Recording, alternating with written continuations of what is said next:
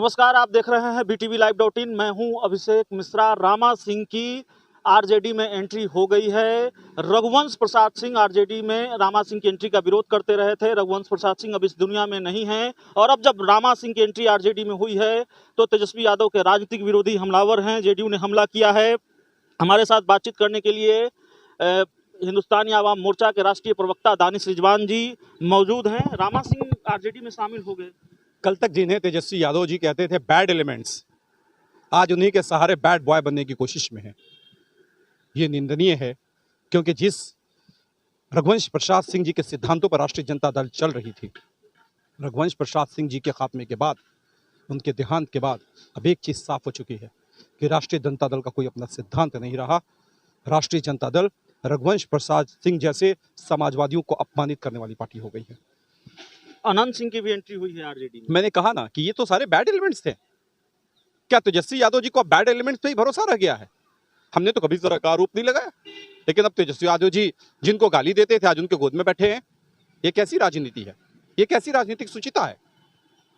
देखिए, सत्ता के लिए अगर ये लश्कर तैयबा तालिबान से भी हाथ मिला ले तो इसमें कोई शक नहीं है।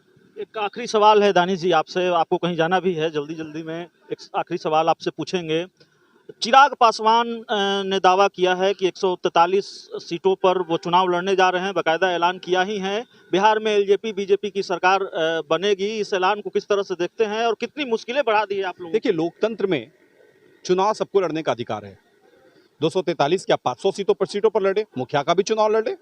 बड़ा आश्चर्य होता है कि जिनके सहारे लोकसभा में भाषण देने की ताकत बढ़ी है, जिनके वोट के आधार पर उनके पिता आज सांसद और केंद्र में मंत्री हैं, जिनके भाषणों की वजह से, जिनके डेवलपमेंट के नाम पे चिराग पासवान, उनके चचा, उनके भाई, उनके पापा सारों की राजनीति है, वो अब उनके सरकार पर तोहमत लगा रहे हैं। सही मायने में अगर उनको लगता है कि नीतीश कुमार जी ने काम नहीं किया है तो तुरंत इस्तीफा दे दे। कि जिनके दम पर सांसद बने हैं अब उनको कोस रहे हैं।